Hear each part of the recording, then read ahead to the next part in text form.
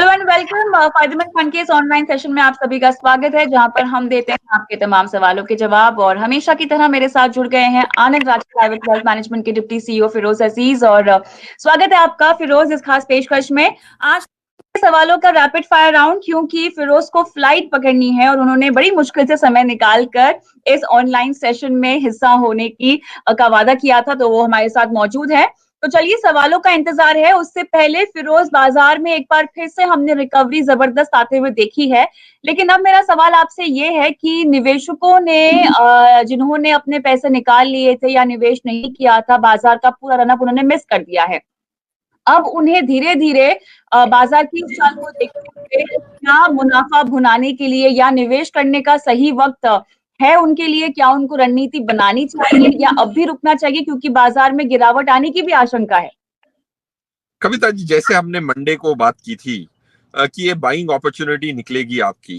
Of course उतार चढ़ाव चलता रहेगा, बट आई थिंक जो भी एक्सेस डर से जो मार्केट गिरती है, जैसे यूके में जो नए कोरोना वायरस का नया वेरिएंट जो इन्वेंट हुआ, मतलब डिस्कवर हुआ, उसकी वजह से थोड़ा फियर बढ़ा था।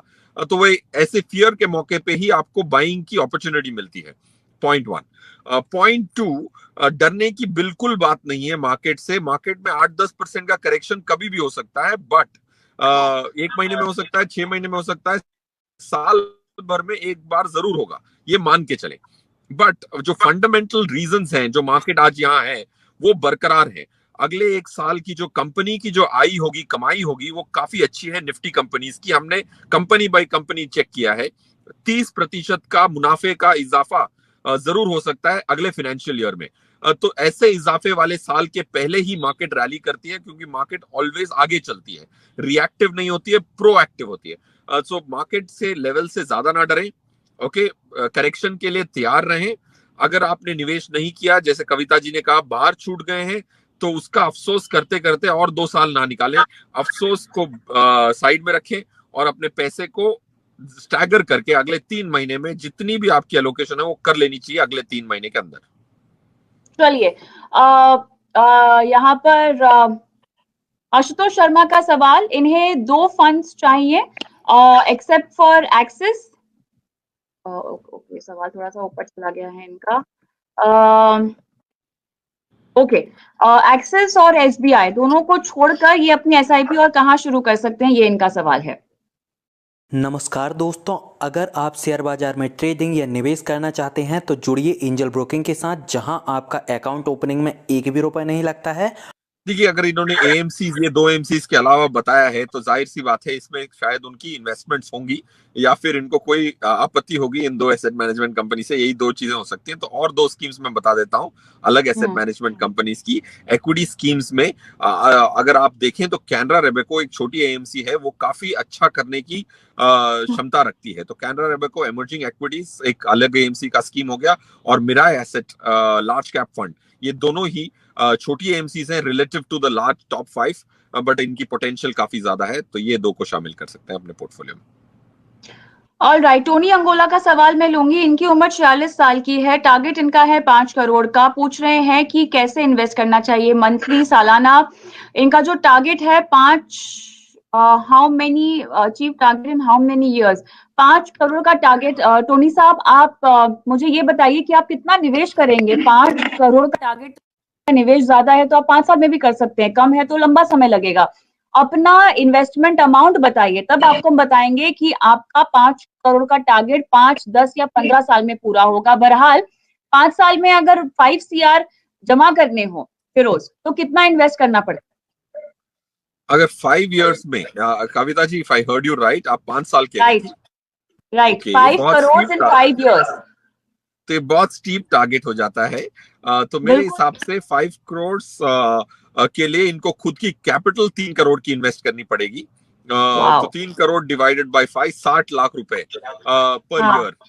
तो महीने के इनको 5 लाख रुपए का निवेश करना पड़ेगा। अगर इन्होंने 5 लाख रुपए किए 5 साल तक, 3 करोड़ इनके खुद के लगेंगे और 2 करोड़ का मुनाफा होगा। अच्छा, इनका जवाब आया है फिरोज, कह रहे हैं 25 से 50 हजार हर महीना 25 और 50 में बहुत फर्क है सर, आप क्या बोल रहे हो? 25 के साथ भी कैलकुलेशन बता दीजिए और 50 के साथ भी कैलकुलेशन बता दीजिए, अगर हर महीना करें तो फिरोज।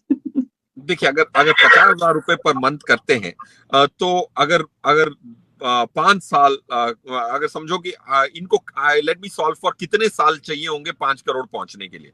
इनको एग्जैक्टली 17 से 18 साल चाहिए होंगे अगर 50,000 रुपए पर मंथ करते हैं तो 5 करोड़ की रकम इकट्ठा करने के लिए। ओके, ये मोटा हिसाब है।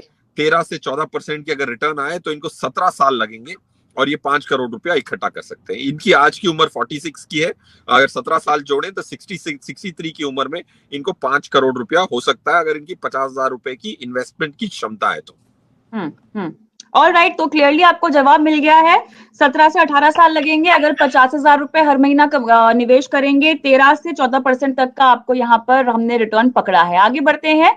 अविनाश शर्मा का सवाल, पिछले 2 साल से एल&टी इमर्जिंग बिजनेस फंड में निवेश कर रहे हैं, क्या इसमें आगे भी बने रहें? नहीं, आई थिंक इसको एग्जिट करना चाहिए। एल&टी इमर्जिंग बिजनेस को एग्जिट करके कैनरा रोबेको इमर्जिंग इक्विटीज में करना चाहिए। कैनरा रोबेको इमर्जिंग इक्विटीज एक लार्ज एंड मिड कैप दोनों की स्कीम है। लार्ज मिड करके जो कैटेगरी है उसमें वो कैटेगराइज होती है। So that will be a better scheme than एल&टी इमर्जिंग बिजनेस। सारांश जैन का सवाल, इनकम है 1 लाख रुपए हर महीना, टारगेट है 1 CR 10 साल में। आज बहुत लोगों को बनना है करोड़पति, फिरोज बताएं। सो सारांश का जो लक्ष्य है, कविता जी आपने 10 करोड़ रुपया कहा, 10 साल में 1 करोड़ रुपया या 10 करोड़ रुपया? नहीं, इनका सवाल है, सारांश का सवाल स्क्रीन पे फ्लैश नहीं हुआ है, मैं थोड़ा सा ऊपर स्क्रॉल करूंगी। 10 साल में 1 करोड़। ओके, सारांश काफी रीजनेबल लगते हैं। तो 10 साल में अगर 1 करोड़ रुपया आपको इकट्ठा करना है, तो आपको 50 लाख रुपए खुद की कैपिटल लगानी पड़ेगी। 50 लाख की कैपिटल अगर हम 10 से डिवाइड करते हैं, 5 लाख रुपए per year, which is 40,000 rupees a month. Alright, तो इतना अभी अगर इतना निवेश नहीं कर पाए तो दोस्तों, अगर आप बाजार में ट्रेडिंग या निवेश करते हैं और अभी भी ब्रोकरेज के नाम पर अपने हजारों लाखों रुपए बर्बाद कर रहे हैं, तो अब बदलिए और देश के सबसे अच्छे और भरोसेमंद ब्रोकर एंजल ब्रोकिंग के साथ में जुड़िए, जहां पर आपका ब्रोकरेज कुछ भी नहीं लगता है। ब्रोकरेज लगता है तो सिर्फ इंट्राडे ट्रेड में, वह भी सिर्फ 20 रुपये। तो लिंक डिस्क्रिप्शन में है, वहाँ पर जाकर आप अपना अकाउंट ओपन करा सकते हैं एंजल ब्रोकिंग से। देखिए, 40,000 रुपीज से शुरुआत करना मुश्किल हो सकता है सारांश जैन के लिए। तो आई थिंक 20,000 से शुरू करें और 15% हर साल अपनी SIP अमाउंट को बढ़ाएं। अगर 15% से बढ़ाएंगे तो ऑटोमेटिकली सेम निष्कर्ष निकलेगा of 1 crore rupees in 10 years।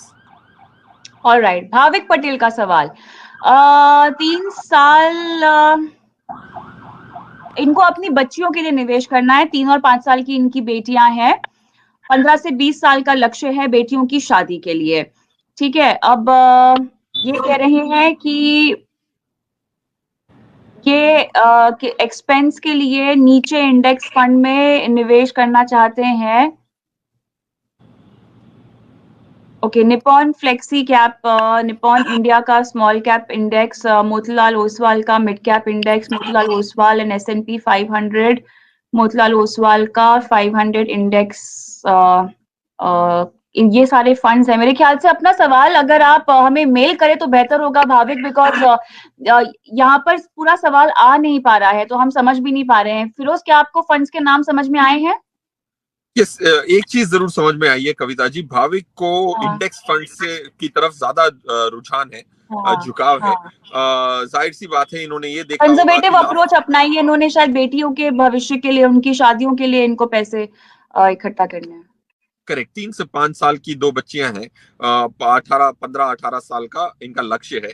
इनकी जो स्कीम्स आपने पढ़ी थी उसमें निपॉन इंडिया स्मॉल कैप और को छोड़ के बाकी सब इंडेक्स फंड्स का जिक्र किया था आपने इस सवाल में। तो मेरे हिसाब से अगर आपके पास 15-17 साल है निवेश करने के लिए, प्लीज एक्टिव मैनेज स्कीम्स लें।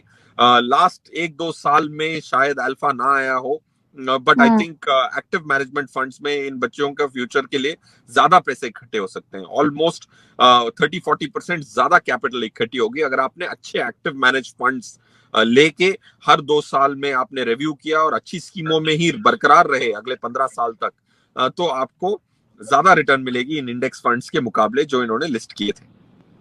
चलिए आखिरी सवाल ऋषभ कुमार का। इनको चाहिए 1 करोड़ रुपए और 3,000 की एसआईपी फिलहाल ये कर सकते हैं। कितने साल में चाहिए पता नहीं, लेकिन 3,000 की कैलकुलेशन करें तो 1 करोड़ कब तक जमा हो पाएंगे फिरोज?